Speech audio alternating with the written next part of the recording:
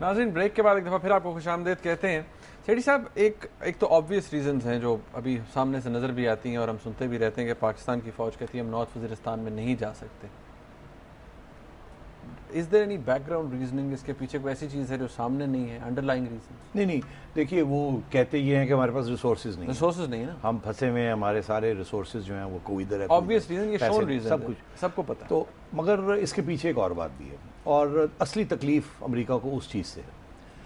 दरअसल अमेरिका कहता है कि वहाँ जो तालिबान की जो फोर्सेस हैं उनमें 2-3 बड़े ग्रुप्स हैं, और वो ये कह रहा है कि अमेरिका उन ग्रुप्स को कमज़ोर करना चाहता है, अटैक करना चाहता है, क्योंकि उनके तल्लुकात आगे अलकायदा के साथ है। ठीक है, जो बाहर से लोग आए हैं उनमें एक ये हकानी ग्रुप जिसका बहुत नाम आता है, एक बहुत अहम बड़ा इंपॉर्टेंट ग्रुप है, और बहुत सी अटैक्स जो है अक्रॉस द बॉर्डर वही लॉन्च कर रहे हैं, और उनके साथी सिर्फ वो नहीं है मगर उनके और उनके साथी। और अमेरिका का ये कहना है कि उनको किसी न किसी किस्म की हिफाजत, प्रोटेक्शन प्रोवाइड कर रहा है पाकिस्तान डिनाई करता है, मगर कुछ एविडेंस है कि पाकिस्तान ये समझता है कि कल को जब अमेरिका वहाँ से जाएगा तो कुछ लोग ऐसे होने चाहिए तालिबान में जिनके ऊपर पाकिस्तान का असर वसूल हो, ताकि कल को अगर वो पावर में आते हैं तो पाकिस्तान का भी वहाँ कोई स्टेक बने। इसलिए इन्हें कहा जाता है आपके एसेट्स। तो कुछ इस किस्म के एसेट्स पाकिस्तान की नेशनल सिक्योरिटी एस्टैब्लिशमेंट ने बनाए हुए हैं, और वो उनको प्रोटेक्ट करना चाहते हैं। उन्हें ये पता है कि अमेरिका सारी उम्र के लिए तो वहाँ है नहीं, और उन्हें ये भी पता है कि वहाँ जो भी हुकूमत आएगी अगर वो पश्तून डोमिनेटेड हुकूमत नहीं होगी तो वो चल नहीं सकती। जैसे पहले आमिर शाह मसूद की हुकूमत नहीं चल सकी थी, और तालिबान की हुकूमत चल सकी थी।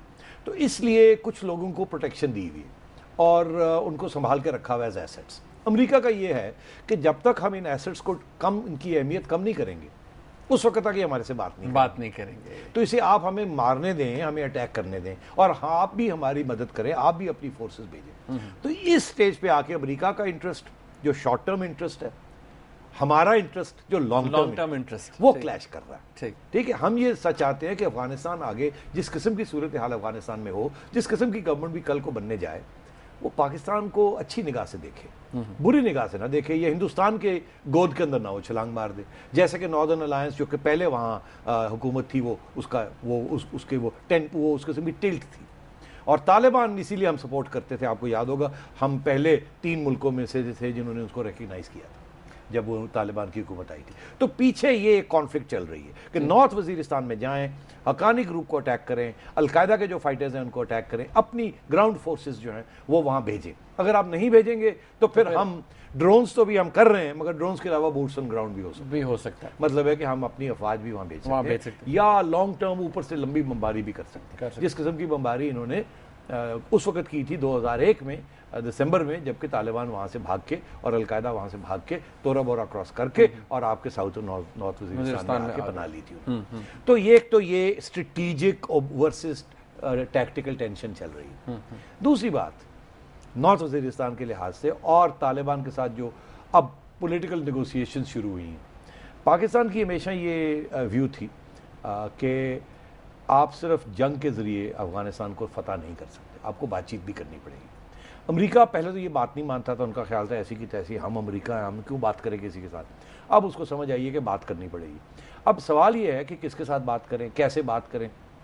अच्छा, अमेरिका ने कोई साइडलाइंस खोली हुई थी बात करने की, पाकिस्तान हुकूमत को ये बात पसंद नहीं आई, पाकिस्तान की अफवाज को, हमारी नेशनल सिक्योरिटी एस्टैब्लिशमेंट को। वो कहते हैं जो भी आप बात करें तालिबान के साथ, या हमारे जरिए करें या हमें साथ लेके चलें, ताकि हमें भी पता हो, क्योंकि हमारे तो वो गवांडी है, हमने तो कल को हमारे गले ना वो पड़ जाए। वो ड्यूरेंट लाइन वहाँ खड़ी हुई है, वो वहाँ के पश्तून जो है वो कहते हैं इधर के पश्तून हमारा इलाका है, तो कल को हमें वो हमारे लिए मसला ना बन जाए। तो ये तो हमारी बड़ी फेयर आर्ग्यूमेंट है। अमेरिका इस बात को सही तरीके से समझता नहीं, उसकी बहुत शॉर्ट टर्म रिक्वायरमेंट है। वो ये है कि अगले साल तक कुछ ना कोई रिजल्ट देने और वहाँ कोई गवर्नमेंट बनानी है और फिर भागना है वहाँ से। हमारा एज आई सेड, तो यहाँ एक कांस्टेंट टेंशन चलती रहती है। इसमें मुल्ला उमर क्वेटा शुरा भी शामिल है, तो वो ये मुल्ला उमर, क्वेटा शुरा, ये सारे वो लोग हैं जिनको इस जमाने में पाकिस्तान ने सपोर्ट किया था, और अब भी मेरा भी ये ख्याल है कि उनको पनाह किसी न किसी किस्म की डायरेक्ट या इनडायरेक्ट मिल रही होगी। ये हो नहीं सकता कि ना अमेरिका को पता है ना हमें पता है।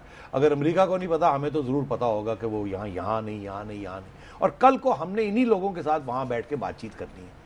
तो इसलिए मेरा ख्याल है ये एक कश्मकश चल रही है जिसके ऊपर टेंशन बढ़ती चलती। अच्छा, एक बात जो वुडवर्ड यहाँ कोट कर रहे हैं अपनी बुक के अंदर, वो साहब वो उस मीटिंग के बारे में है जो जेम्स जॉन्स और प्रेसिडेंट जरदारी की हुई, जिसके अंदर उन्होंने कहा कि अगर फैसल शहजाद वाला इंसिडेंट, अगर वो बॉम्ब फट जाता और जिसके नतीजे में बहुत बड़ी तबाही होती, तो आज ये जो कन्वर्सेशन हम आपस में कर रहे हैं, बात कर रहे हैं, ये बात ना होती।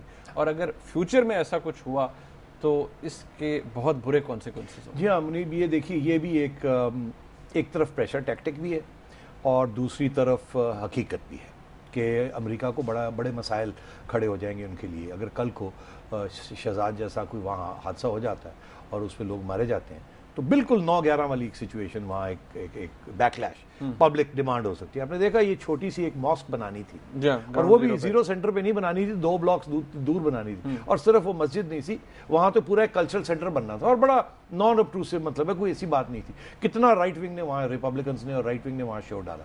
तो मैं ये अर्ज कर रहा हूँ आपसे, तो ये जो जिम जोन्स कौन है? पहले तो ये कि नेशनल सिक्योरिटी एडवाइजर, जैसे कि प्रेसिडेंट के 2 राइट हैंड लेफ्ट हैंड होते हैं, एक होता है सेक्रेटरी ऑफ स्टेट जो कि हिलरी क्लिंटन है, एक होता है national security adviser. National security, Henry Kissinger national security adviser थे उसके निक्सन के। और उन्होंने ये ग्रेट ओपनिंग टू चाइना भी की थी, आपको याद होगा। तो बहुत अहम पोजीशन। अब वो रिजाइन कर गए अभी हाल ही में, पिछले हफ्ते वो छोड़ गए, मगर उनकी बातचीत हुई यहाँ हमारे प्रेसिडेंट जरदारी के साथ और हमारे जनरल कियानी के साथ पिछले 2-4-5 महीने पहले, जिसका ये जिक्र है इस किताब में। बिल्कुल। तो उसमें जोन्स ये कह रहे हैं जरदारी साहब को कि देखिए, अगर ऐसा हादसा हो जाता, खुदा ना खास्ता वो कामयाब हो जाता, तो फिर हमें कुछ ना कुछ करना होता और ये जो हमारी स्ट्रेटेजिक पार्टनरशिप हमने बनाई है ये ख़त्म हो जाती। अल्लाह ही रहम है कि होता क्या, हमने कुछ ना कुछ करना था। और उसमें फिर हिंट ये दी है वुडवर्ड साहब ने कि उन्होंने किसी इंटेलिजेंस से ये पता किया कि अमेरिका क्या करता। वो कहते हैं ना जी कुछ ना कुछ, हकीकत ये है कि हमें कुछ करना पड़ता। तो क्या करते? एक तो ये कि वो boots on ground north Waziristan में, क्योंकि जी वो कहते पाकिस्तान के जरिए आए हैं, वजीरिस्तान के जरिए आए हैं, अब बहुत हो गया। और एक यूनाइटेड नेशंस का रेजोल्यूशन भी है, आपको पता है, जिसके तहत एक मुल्क दूसरे मुल्क की बाउंड्री क्रॉस करके जा सकता है अगर वहाँ टेररिज्म हो रही हो जिसका असर उसके ऊपर हो। और वो एक यूनाइटेड नेशंस का रेजोल्यूशन भी है। वो उसका सहारा लेके America can enter north Waziristan और वहाँ वो बूट्स ऑन ग्राउंड लेके इन जहाँ भी वहाँ जो सेल्स बने हुए हैं, जो गढ़ बनी हुई है, उसको अटैक कर सकते। एक तो ये हो सकता है, मगर वो एक महदूद किस्म का एक्शन हो सकता है। दूसरा ये, वो कहते हैं कि 150 से ज़्यादा टेररिस्ट सेंटर्स हैं पाकिस्तान में। अब ये CIA ने वहाँ डिटर्मिन किया है, एक रिपोर्ट दी है जिसमें ये लिखा गया है कि 150 से ज़्यादा पाकिस्तान के अंदर टेररिस्ट सेंटर्स हैं जिन्होंने आइडेंटिफाई किए, यहाँ जिनको डायरेक्टली अटैक हो, जिनको फिर वो धमकी ये दे रहे हैं कि हम उनको भी डायरेक्ट अटैक कर सकते हैं। तो अगर वो अटैक किया तो वो तो बलूचिस्तान में भी आ जाएंगे, फ्रंटियर में भी आ जाएंगे, आपके सेटल्ड एरियाज में भी आ जाएंगे, जैसे यहाँ कहते थे कि यहाँ और पता नहीं पंजाब में भी हो सकता है। तो ये तो बहुत ही खतरनाक बात। तो ये उनकी धमकी थी। अब ये धमकी है किस हद तक है, किस हद तक नहीं, अल्लाह रहम करे। अगर खुदा न ख्वास्ता ऐसा कुछ हो गया तो बहुत ही सख्त स्ट्रेटेजिक स्ट्रेन्स आ जाएंगे आपकी रिलेशनशिप के अंदर और ओबामा को कुछ ना कुछ करना पड़ेगा। जो भी वो करेगा वो अमेरिका के लिए भी नुकसानदेह होगा, हमारे लिए भी नुकसानदेह। अच्छा सेठी साहब, एक और बड़ी इंटरेस्टिंग बात है, वो ब्रेक से जब वापस आएंगे तो आपसे पूछूंगा। जनरल कियानी के बारे में जेम्स जोन्स ने अपने एक रिपोर्ट के अंदर ये भी कहा, जो कि उन्होंने एक समरी दी अपने ट्रिप की प्रेसिडेंट ओबामा को, जिसमें उन्होंने कहा कि जनरल कियानी बहुत कुछ कर सकते हैं, ताकतवर इंसान है, but he is refuse to do much.